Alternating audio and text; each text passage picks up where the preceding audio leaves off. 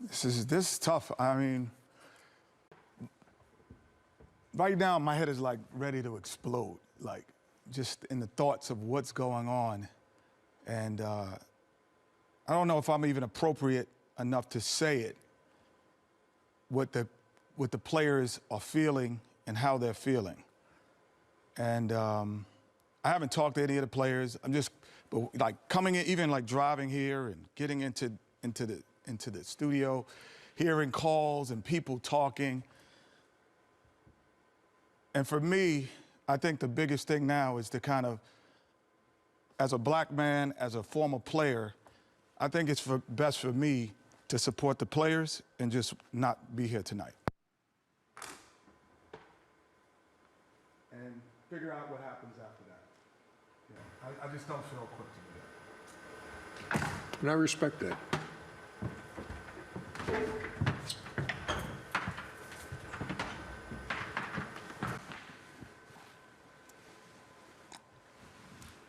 Shaquille. The fact that everybody was unified in their decision, I respect that. Because if everybody wasn't unified, we'd be talking about something not important rather than the issues at hand. I respect the guys. I respect their wishes. I respect everybody's thought and processes on how they deal with certain things. African Americans are fed up. People that care are fed up, and something has to change. But I'm with Charles. What is the next step?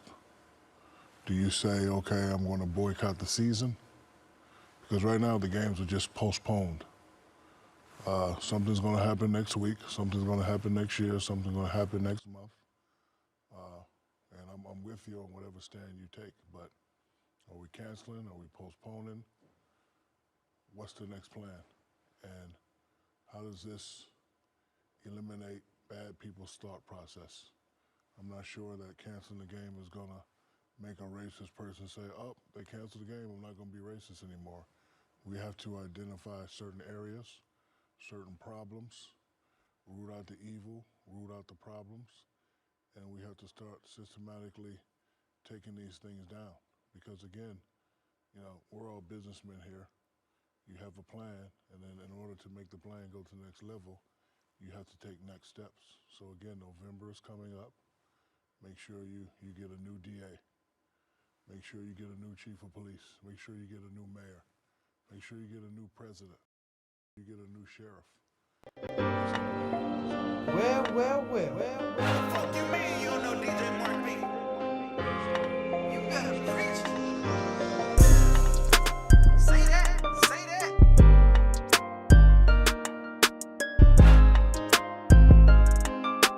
Oh, you better go now.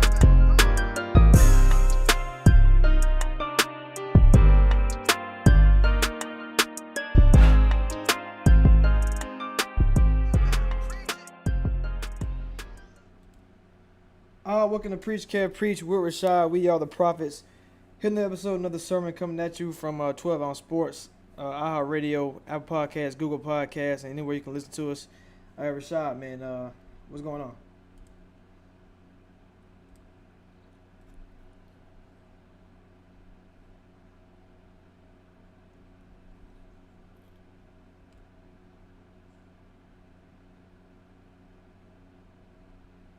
All right, there you go. I was on mute, man. But the NBA is going crazy right now, man, with social justice and everything going on. Yeah, I thought that was a good thing to start the show off like that. To me, this whole thing has been about unity. I think Shaq said, if you're gonna do it, if you're gonna do something, make sure you do it together, and that's what I'm loving about it.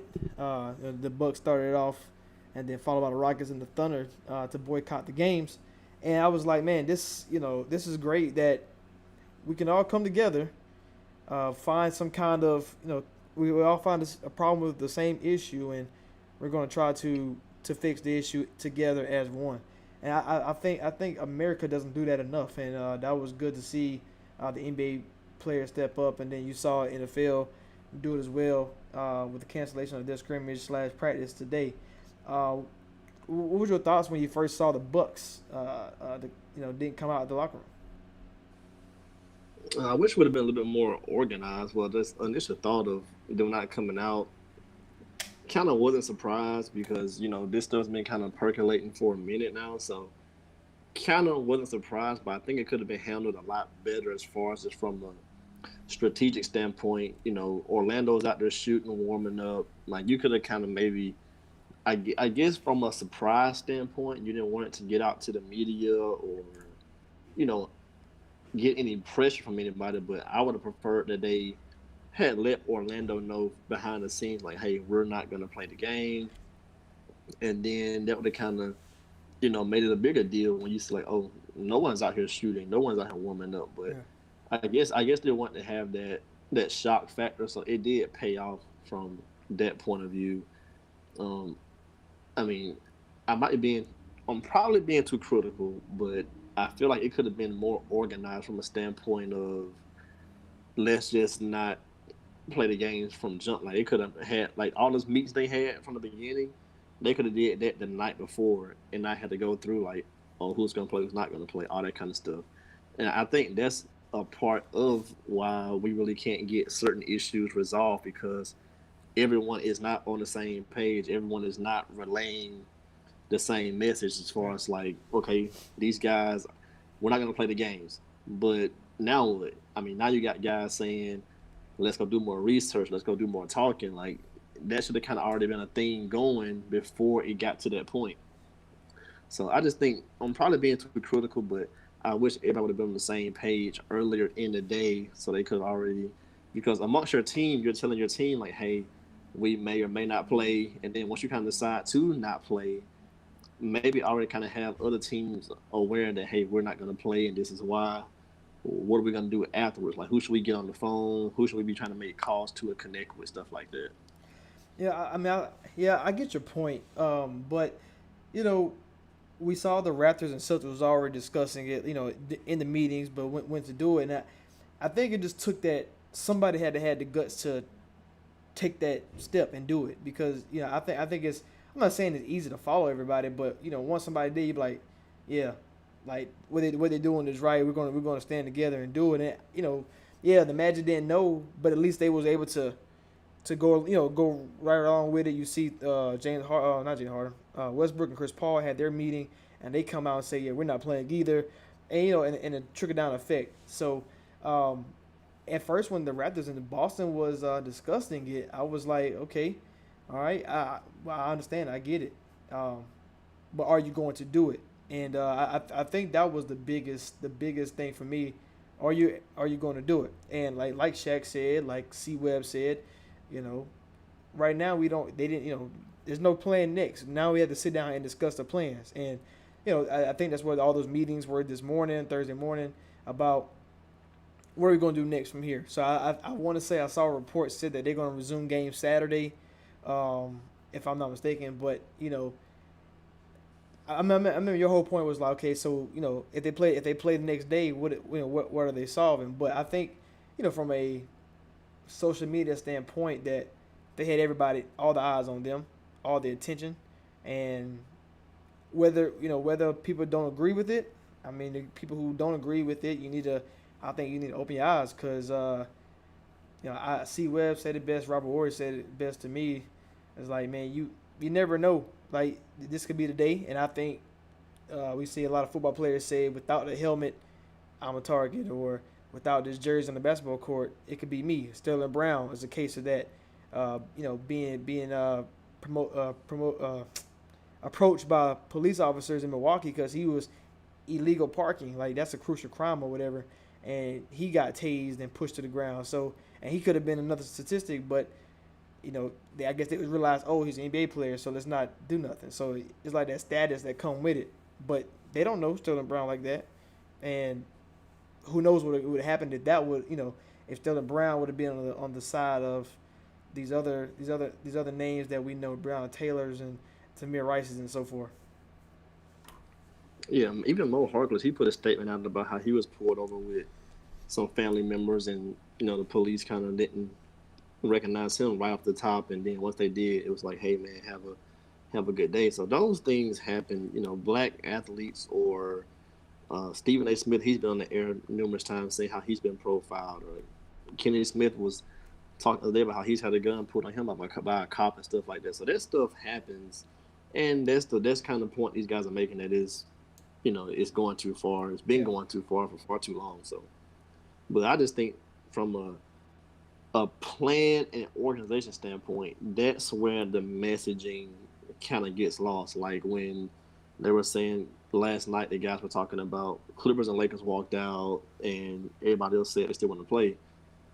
Like, you need to have everybody on the same page. I understand you want to discuss the ideas and stuff like that, and everybody's allowed to change their mind. Mm-hmm. But I think there should have been a plan in place of, if we do this, what are we gonna do next? Who do we want to approach about this? Like, what direction are we willing to take it, and how far are we willing to take it? Because, all right, they missed the games yesterday. They're gonna miss the games today, but now you're gonna come back and play. So to some people, it's kind of like, well, what's the point? Is it fake solidarity, or you know, you gotta look at all aspects of it. Like, what do you really prove by missing a couple of days of games? It's just postponed. You're gonna make them up anyway. I mean, you know, to a certain degree, all you kind of really did was you got everybody talk about you for the next 48 hours, but then you're gonna go back to playing ball, and it's kind of like people's attention will go back to basketball. Who's gonna win a title versus social justice? So again, how far are you willing to take it? And, you know, I understand they have to think about, all right, only a few of us remain in the bubble, but if we decide to just say, F it, let's tank the season, we're done, and go home, and you do lose that platform of having all eyes on you, then you also have to worry about the future of, like, LeBron, he's okay. He's made his money. Like, LeBron's big in that status, big in that territory. So he's fine. And then you got guys like, you know, Kawhi, the Paul Georges, the Russell Harden. Yeah, those are all good. They have their multi-million dollars, but you also have to think about that Jason Tatum type of guy who's still on a rookie deal and hasn't made the big money yet, or the guy who the Kendrick Nuns of the world. Like, yeah, you have to still think about the Tyler Heroes, anybody who is just on a rookie scale deal and doesn't have that multi-million billionaire status yet. So that's where stuff like you tank the season, now you're in a lockout, and now you're getting CBA ratified, salary cap ratified. You can really mess up a lot of guys. Even guys like AD, guys who are going into those last years of deals, or, you know, opt-ins, opt-out, stuff like that, it affects those guys too. So that's kind of where that you have to really sit down and plan and think about how far are we going to take it.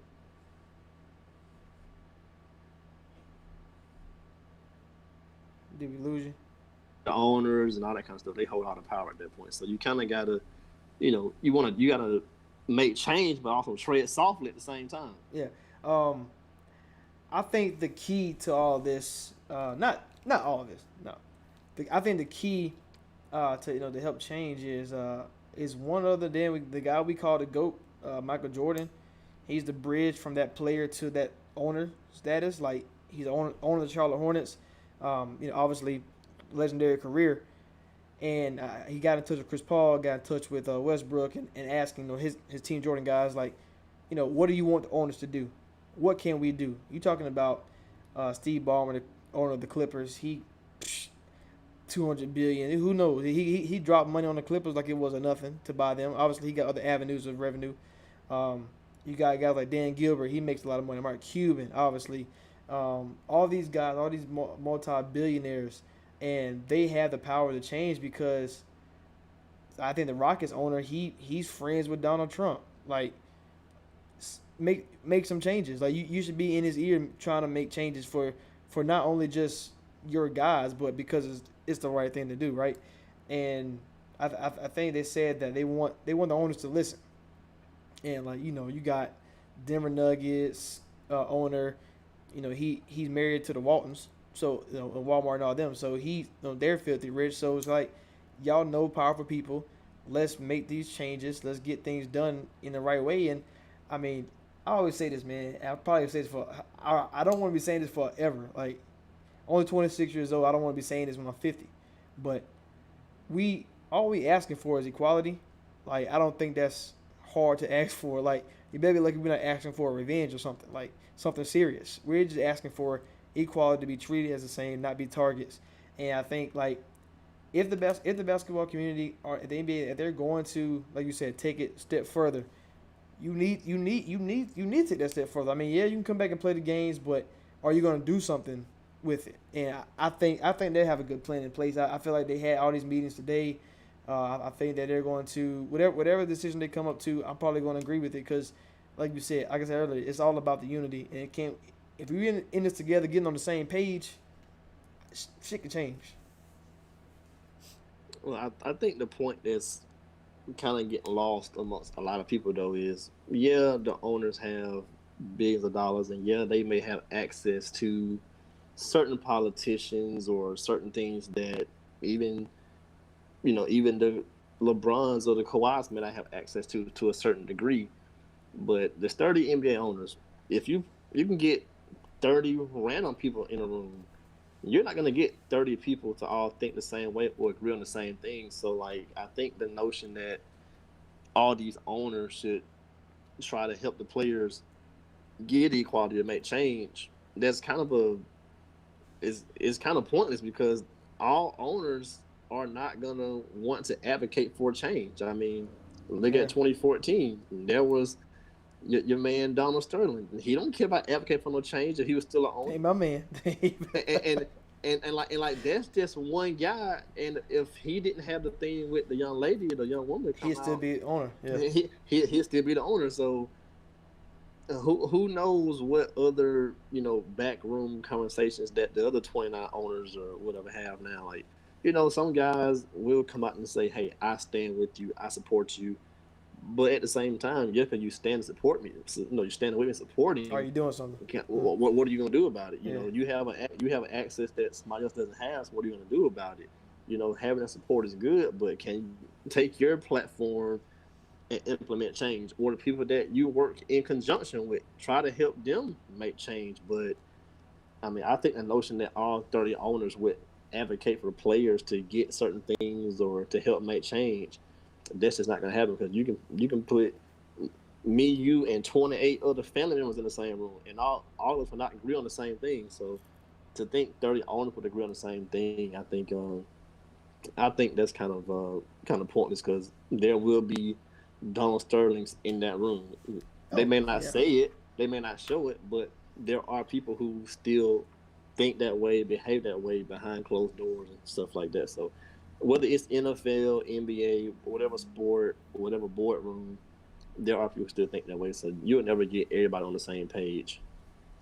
Yeah, I mean, and that's the hard part of all of this is trying to get everybody on the same page, trying to get everybody to understand, what the actual cause is, because you see a lot of people still trying to bring up. I think today's like 4-year anniversary of Kaepernick first kneeling, and a lot of people want to bring up the idea like, oh, the flag crap, and it's never been about that. And I wish people, like you said, will get to understand and show some empathy toward everything, and I know they're gonna. I know they postponed yesterday, postponed today, but they're gonna play tomorrow because at the same time, like you mentioned, like getting everybody on the same page is gonna be hard. It's not gonna happen overnight.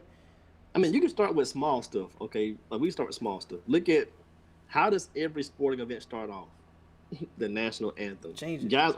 Guys are kneeling during the national anthem. Right. But people have already kind of came out and discussed that they don't like the song, they don't really care for the song, it really serves no purpose, or, Francis Scott Key, it was written, just all the different nuances of that. Yeah. But you can't even get people to agree on should we all kneel, not kneel, should we, ban the song, not ban the song. Like you can't even get people to agree on that. Because when you bring that up, guess what people gonna say? Well, my family's in the military, and this means this to me. Yeah. So, but they didn't do it the damn song. Right. Ain't got nothing. Yeah. Yeah. But that's what I'm saying. Like it's just stuff like that. A small issue like a song, should we stand or kneel? But to some people, they associate the song with the flag, which it is connected to the flag, but they don't look at the other part of it, which is totally fine. I mean, that's just everybody thinks different. I don't have a problem with that. Everybody thinks different. Yeah. But I'm just saying, like, an issue that small can cause division. So, of course, other stuff, is this right? Is this wrong? Is this excessive? Not excessive? Of course, that's going to divide the room even more. So, that's what I'm saying. Like, this certain issues are going to divide the room. Everybody will not be on the same page. And when you have that amount of people trying to get something done to change, if you can't get people to agree, what's going to change? Yeah, so that's why I don't have a problem with them playing tomorrow, like Friday, tomorrow. Like I don't have a problem with them playing because, I mean, we can sit here, you can sit here and boycott all the games you want, and like you said, and everybody's not going to agree. They're not like you see all these videos of deputies or what do they call the people who come out, the head sheriff or something, sheriff I guess, the head person in charge, deputy commissioner, whatever it's called. They come out and say like crazy things, and depending on which city it is, like this guy was basically saying like, oh, you protest, you probably deserve what you got. You hear one guy saying like, guys in this city, they got guns, and I encourage them to do this. So those guys you just can't change, and that's why Shaq said, you gotta vote the local towns, because you gotta get those type of people out. But if you sit there and just boycott all the games, you're never gonna play again if you're trying to change everybody. Like, so that's why I really don't have a problem with them playing tomorrow. But I do love the unity of like everybody together in this. I love the NFL. Some of the teams did today, as far as canceling practice or get together, talking the issues out. Because like you said, it got to start somewhere, and it got to be small. Because like you're right, we can't agree on the song. People still can't agree why Cap was kneeling, and he was sitting down and that wasn't a problem until he started kneeling like that. That's just the crazy part. So, and the military guy told him to kneel. I mean, we pray when we kneel. So like, I don't know. It's just some things, man. Maybe you want to just pack my bags and go somewhere else, but I don't know where to go because everywhere the same. Yeah, I mean, the thing that's always been thrown around to make change is voting. Granted, that is the platform we have, but look at the process of voting.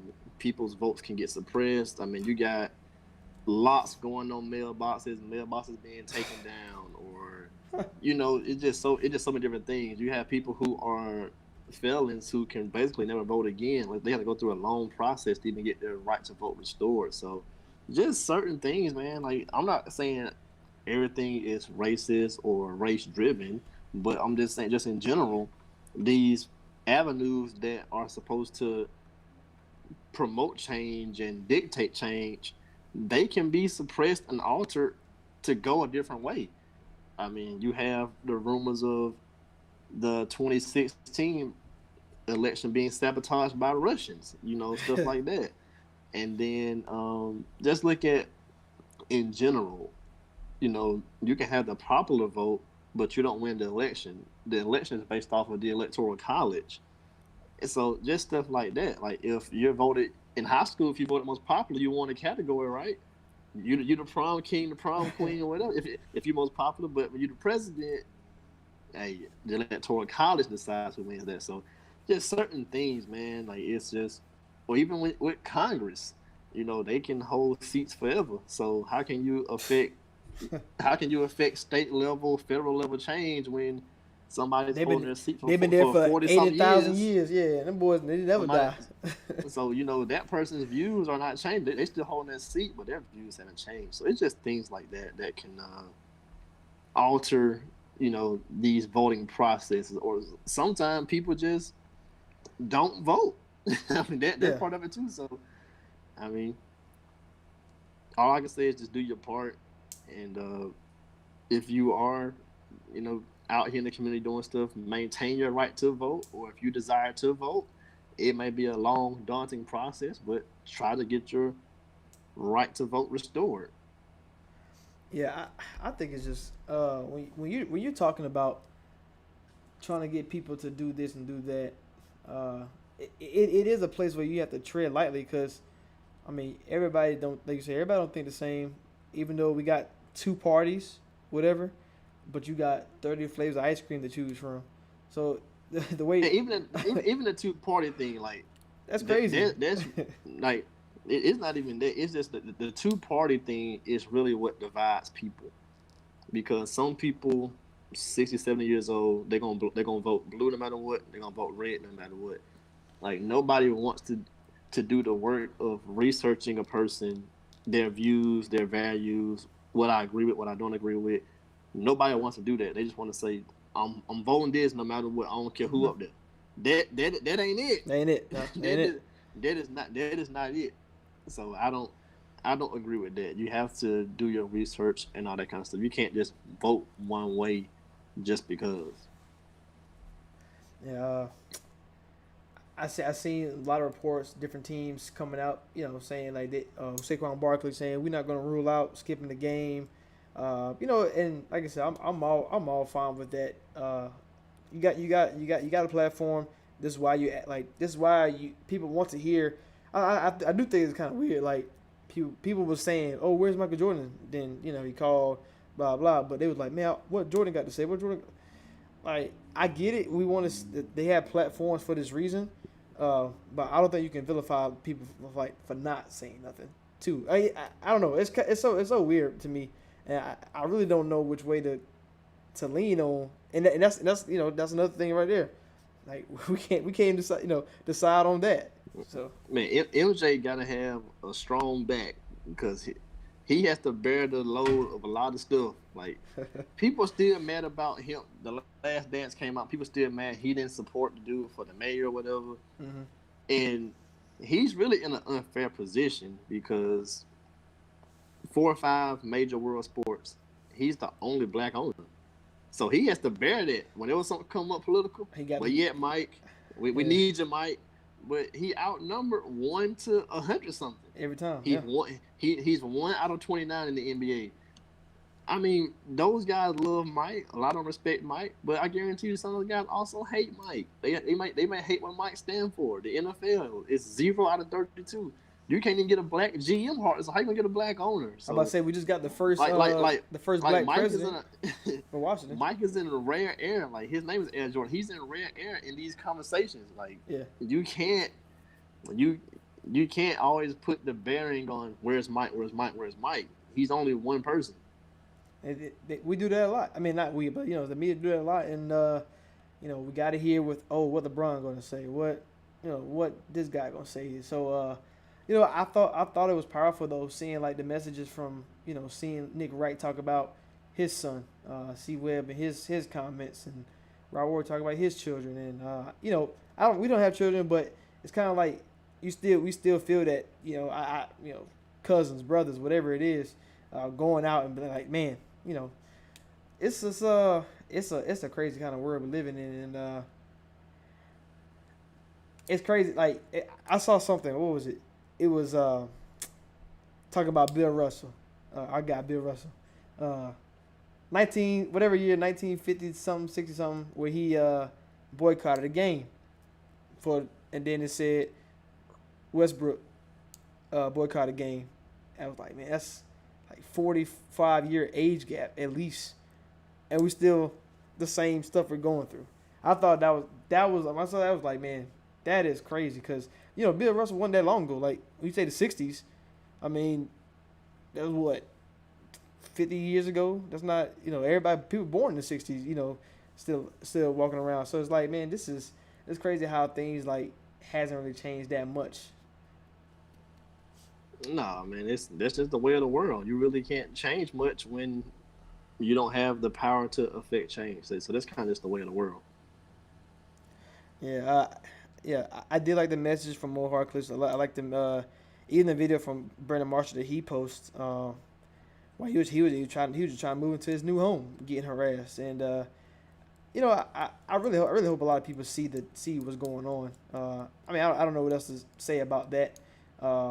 But we got somebody coming on about 5-10 minutes to talk about it too. But is there anything else you want to like just mention? Before we just kind of deter away and then come back. No, I just want to see, what's the next step for the players, man.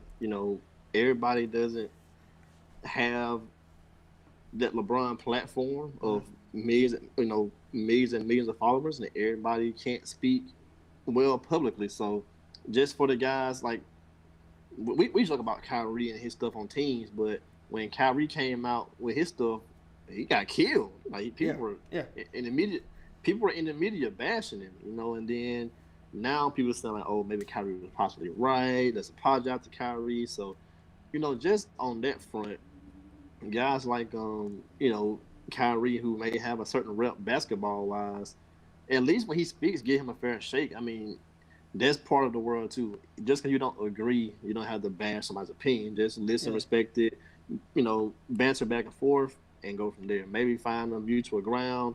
Sometimes you do have to agree to disagree, but at the end of the day, just respect everybody's opinion.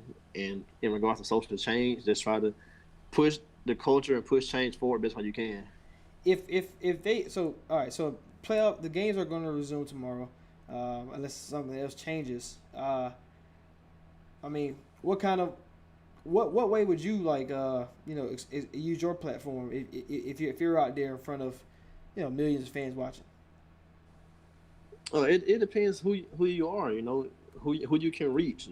It all starts at the smallest level. I mean, I understand they're in the bubble right now, but when the season's over, go back home to your hometown and try to, implement change. Like LeBron has more than the voting stuff. Go back to your hometown, make sure people are able to vote, registered to vote, stuff like that. Maybe try to help set up something where people can get to the polls, like you can rent out cars or, do something where people can just get there to make sure their voice was heard via the voting booth.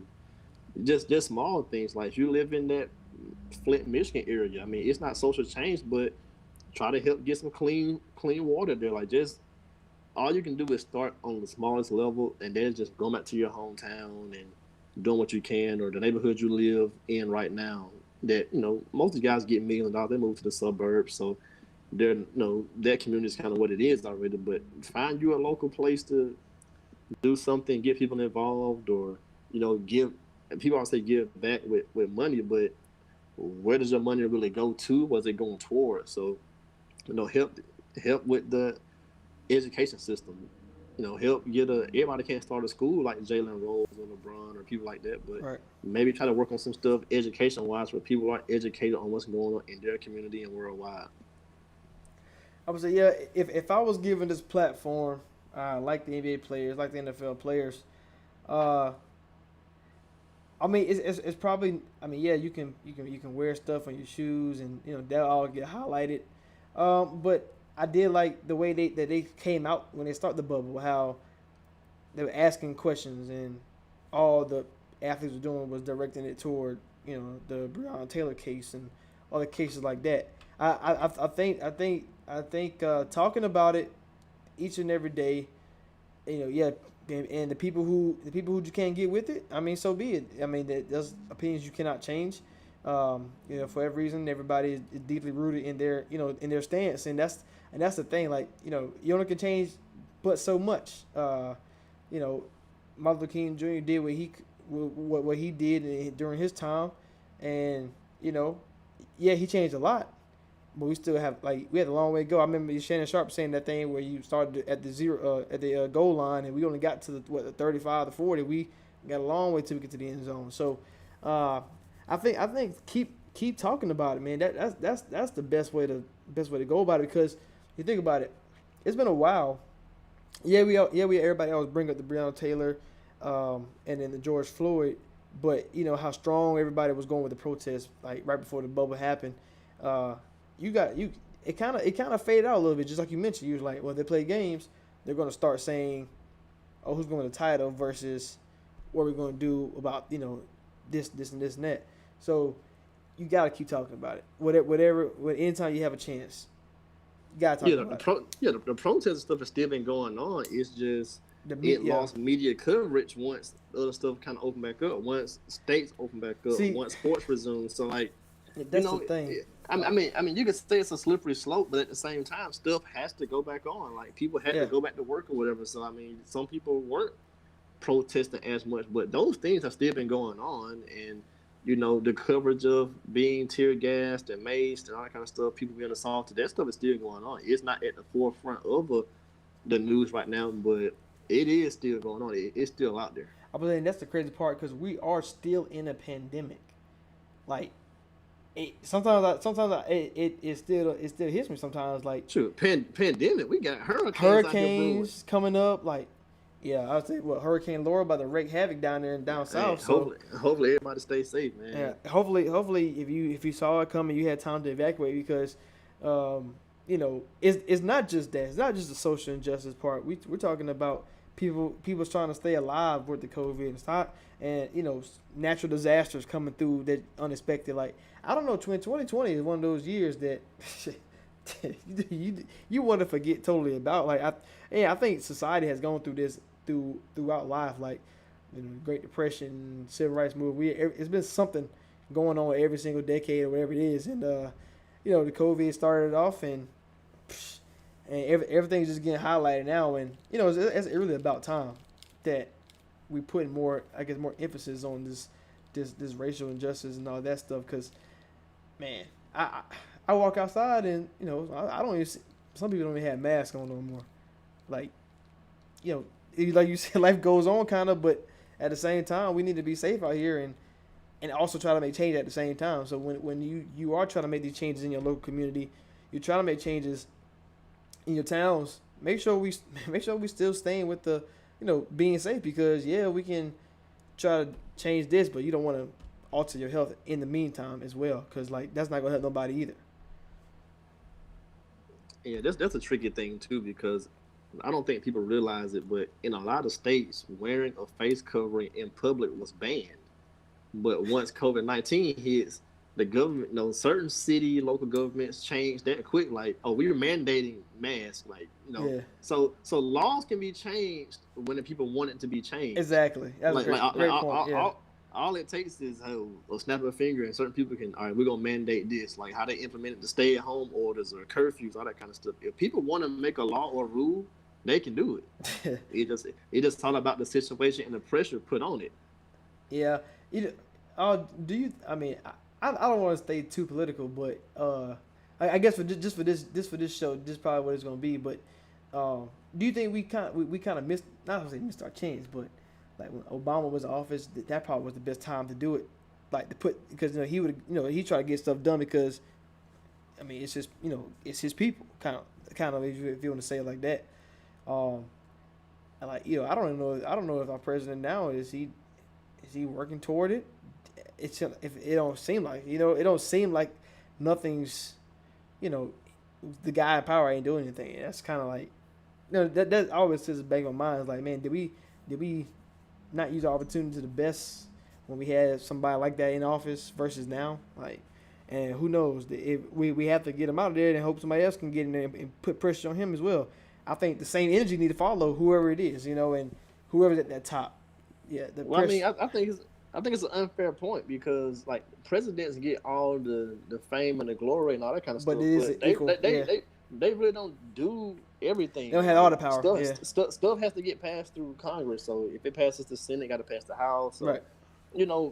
Presidents get all the fame and the glory, all the recognition, all that kind of stuff, but it still has to go through Congress to get stuff enacted and get changed. So if you got somebody who's 75, 80 years old, just flat out against everything that you stand for, and then they have it's another 100 of them, stuff not gonna get passed. That's just the way of the world.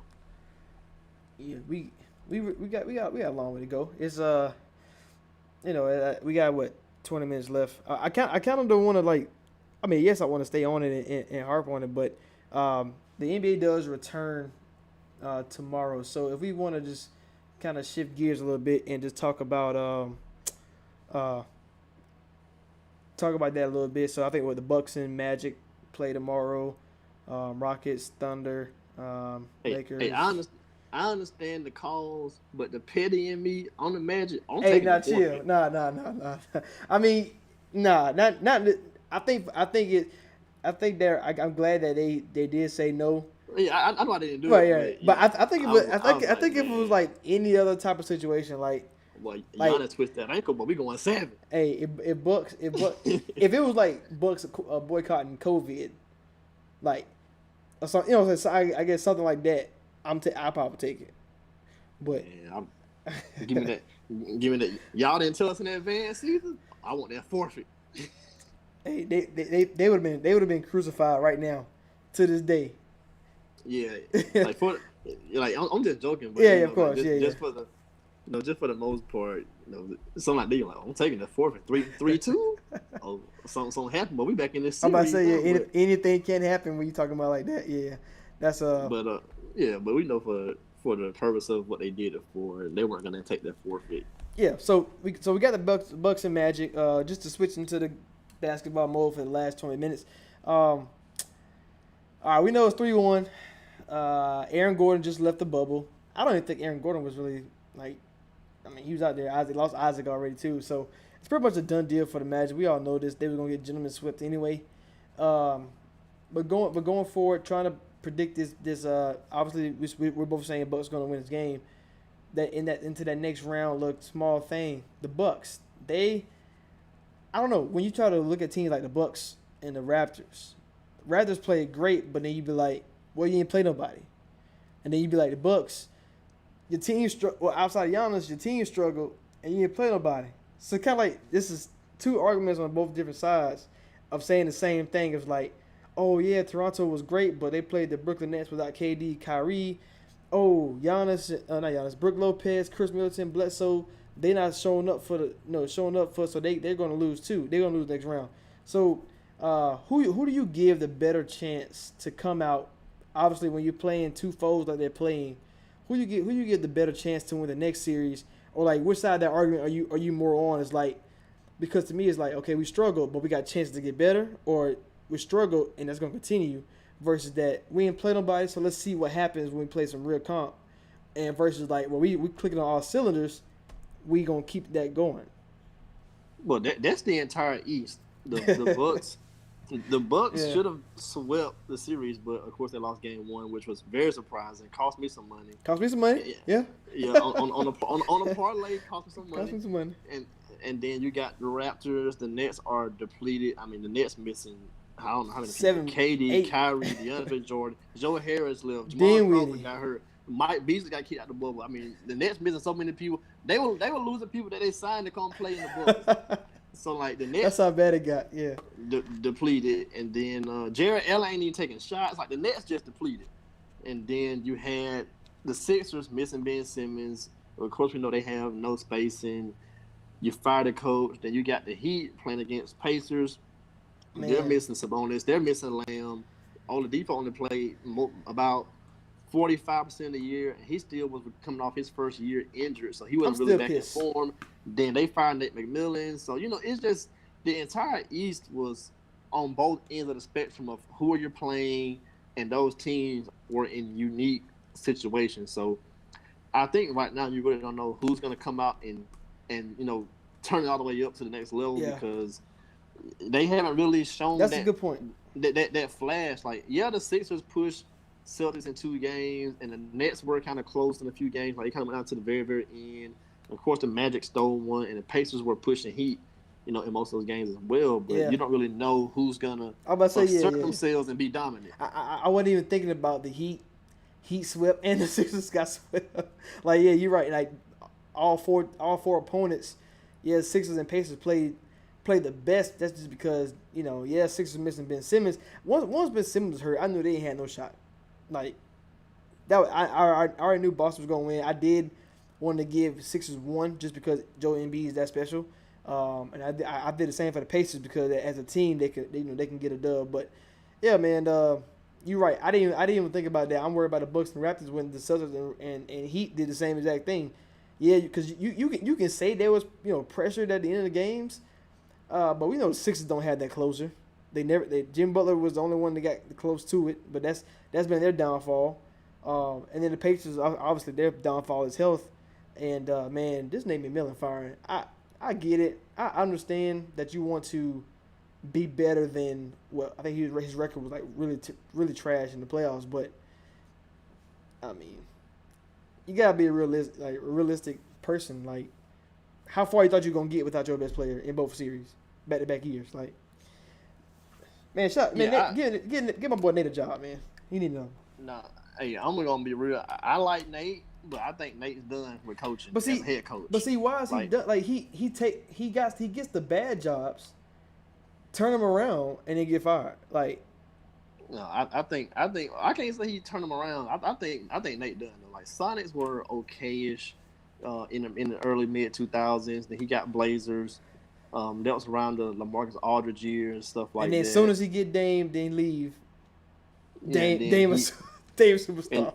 And then when he got Pacers were kind of coming off those Frank Vogel years and stuff like that. So I can't say he would have turned him around. But to me, he's not a bad coach. He's a very solid, great coach. But he's not like that championship level coach.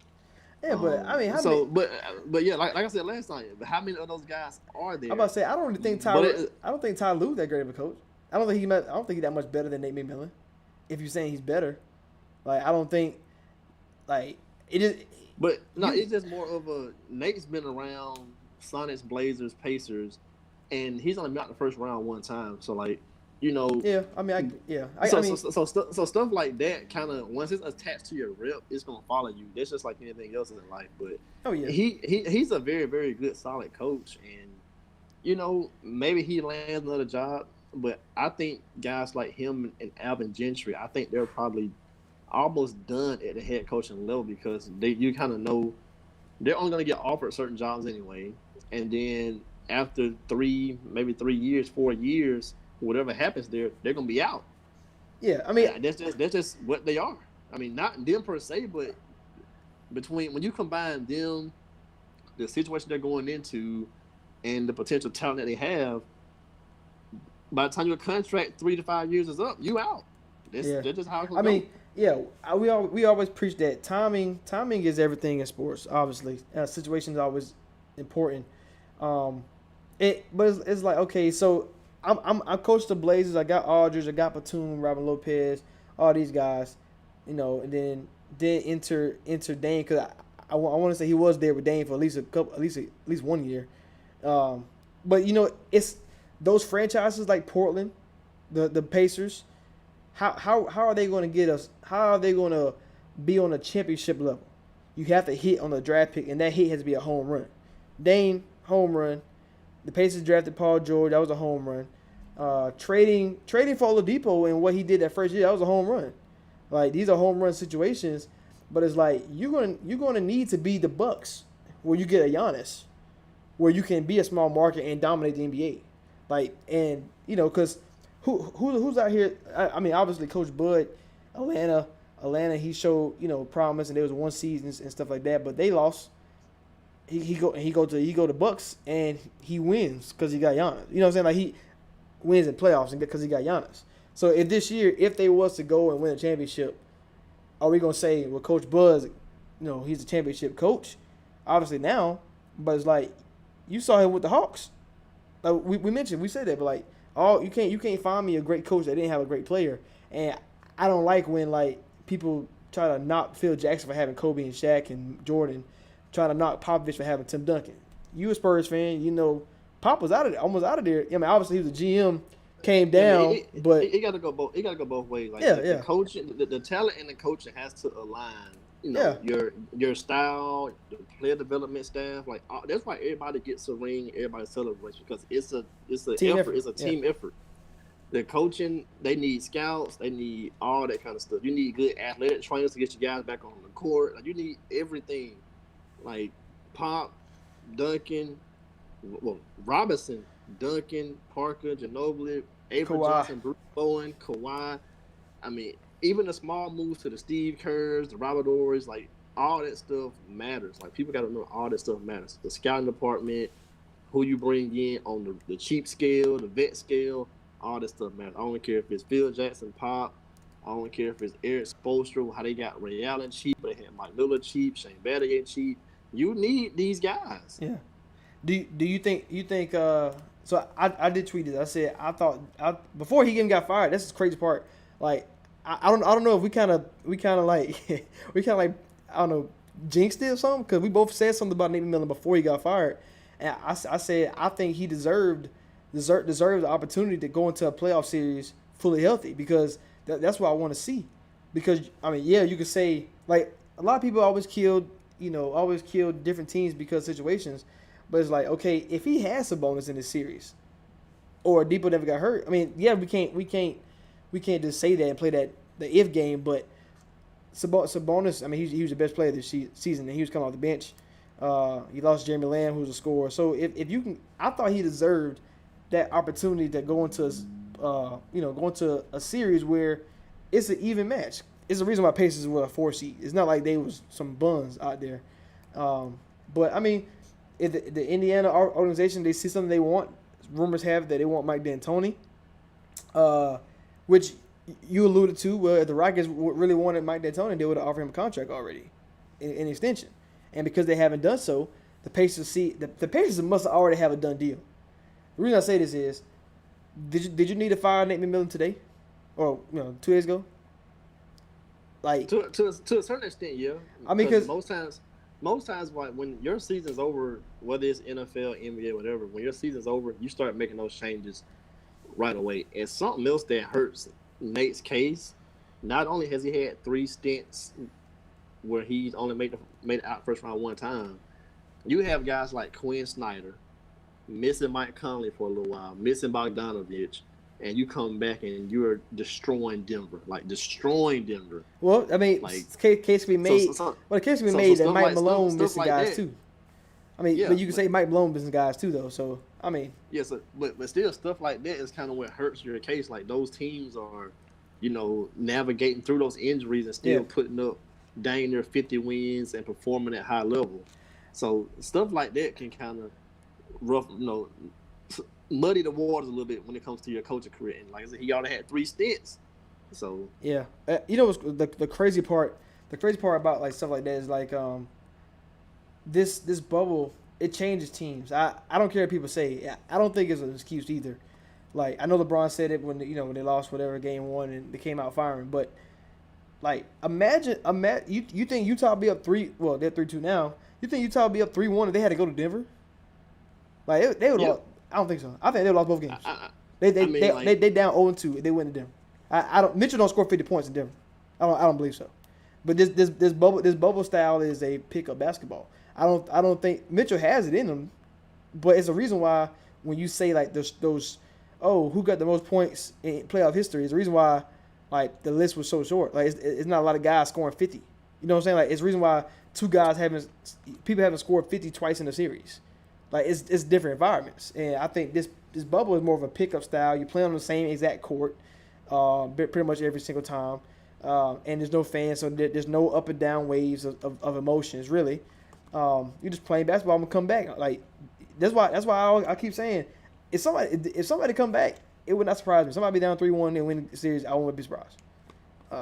Yeah, like Denver, Utah is 3-2 right now. If they were playing regular home road games, I still think that's a plausible outcome or result. Yeah, now if you say 3-2, yes, but I'm talking about obviously the route to get 3-2 I think is different. Like I don't know, like if you say Jazz, like you can get that different, but overall, if you get the same thing, I wouldn't trip. I feel like I mean, it do make a difference. It's like a math problem, man. If you're doing 8 + 7 and 10 + 5, you still got 15. So like, how you got that? I've been different, but you still got the same things. I agree to that, but it's like all right, so just a quick rundown. Most teams when they steal, they gonna steal game 1. Like so, the Nuggets, remember the Jazz the way the game is went, I don't think Jazz go into Denver and blow them out like game 2. I don't think that happens. Like that's just because of the crowd, different stuff like that. But it's like when you get that fair shake, like the Pacers, they probably without their stars, they probably needed it. You know what I'm saying? Like you can feed off that. I mean, Bubble T.J. Warren was a superstar for a good 2 weeks, but. Maybe he needed their fans to cheer him on. But I mean, yeah, I think this whole bubble style is kind of weird. But hopefully we get fans. Hopefully this whole thing can die down because I'm not saying this year's gonna be is weird anyway. But like next year when we start the season in December, you're asking guys. Well, I don't think it's a problem next year. I think as long as they start the season by December-ish, that and you get fans in there, like or at least travel to those places. I think we'll get a different result. But it's still gonna be chalk for the most part. But watching these small market teams play, I feel like they need that crowd. That's just me, but I feel like they need it. No, I don't say they need it because to me, at the end of the day, basketball is all about who's going against who. So I mean, the bubble doesn't bother me because what's everybody's fantasy thing? How would Kobe play against LeBron? How would Mike play against Kobe? Like all that kind of stuff. So basically, the bubble is basically 5-on-5. Like Oh yeah. we coach and we running plays with them, but it's still me versus you, 5 versus 5. Yep. We got some subs over here, but it's still me versus you. Take the crowd out of it. Yeah. We got the scoreboard going. It's me versus you. Let's go. Yeah, That's how I look at it. Yeah, that's that Drew Lee pickup style, and that's why you see these high school. That's why Jamal Murray and Mitchell can't be stopped. Luke out here busting heads, and Murray out here doing 360 layups, all that kind of stuff. Like, That's what's fun. up? It's definitely fun to watch. Come Definitely. on, let's go. I would say it's definitely fun to watch. I will admit that. But when you watch the games, sometimes I'll be like, man, this game can go so different way. I mean, obviously you can predict stuff. Like I predicted that Clippers was gonna blow the hell out of Mavericks in Game 5. I knew Lakers were gonna blow the hell out of Blazers in Game 4. Like they were just like watching basketball so much. You know how a series is gonna go. That's why I said I was like Jazz in 6 or Nuggets in 7. Like Nuggets will come back and win the series. Like if Jazz mess around and let it go to 7, or because at the end of the day, it's all gonna be about who got the best player on the court. I mean, in most situations, I mean, yes, the best team wins too, but like you saw what Jokic did, he went crazy, he went berserk. So, can he do it again? Can he do it 2 more times? Can Jamal Murray do it 2 more times? Because my boy Murray, he been consistent last 2 games, but can he do it 2 more times? Like, and that's once you hit that like stage or whatever, that's when you know like you made it. Like I don't know if Jamal Murray can do it, but it'll be great to see. And I love this Mitchell versus Murray show. That's my favorite TV show right now. Yeah, both of them playing lights out. I would say I need for betting purposes, I need Jazz to go and take care of business. If they don't win, all bets off because I lost. So I'm going Denver Nuggets. Like I'm going for Denver. Yeah. At that point, like, I'm just enjoy the series now. Yeah, I'm on money. Exactly, man. All right, so that's our time for today, man. Appreciate y'all for joining us. That was good talk, man. And games will be starting tomorrow. So for anybody who plays who bets like we do, you can head over to MyBookie and use the promo code 12OunceSports. And for the first time guys, they'll match to whatever you put in. So best believe those player props are coming our way. We got I'm going tomorrow. But tomorrow Magic and Bucks, I'll probably leave that game alone. Probably leave Lakers and Bucks and Blazers alone. But that Rockets Thunder, I'm all over that one. Hey, all I know is James Harden better win this series, and he got to do it. He got to do it without Russ, because bro, The Brody playing, man. He playing. He back. Man, Harden legacy gonna be messed up. They lose in the first round, bro. He done. You right. All right, man. Appreciate Rashad.